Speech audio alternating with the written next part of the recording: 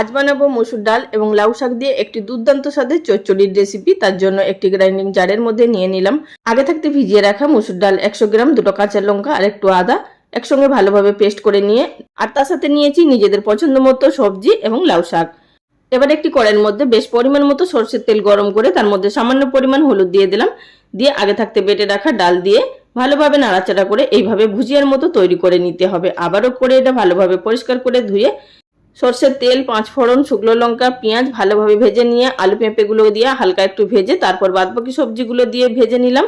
সবজিগুলোর উপরে দিয়ে দিলাম স্বাদ মতো নুন, হলুদের গুঁড়ো, ঢাকা চাপা দিয়ে 50% মতো সেদ্ধ করে নেওয়ার পর দিয়ে দিলাম আদা, জিরে, ধনে বাটা। এবার এই সমস্তগুলো কষিয়ে নেওয়ার পর দিয়ে দিলাম শুকনো লঙ্কা গুঁড়ো আর দিলাম টমেটো কুচি। সবকিছু কষিয়ে নেওয়ার পর দিয়ে দিলাম উপর থেকে শাকটা দিয়ে ঢাকা চাপা দিয়ে এইভাবে নাড়তে নাড়তে যখনই মজে আসবে সেই পর্যায়ে আমাদের দিয়ে দিতে হবে এর মধ্যে আগে থাকতে তৈরি করে রাখা ডালের ভুজিয়া। মিশিয়ে নিয়ে সবশেষে দিয়ে দিলাম স্বাদ মতো চিনি।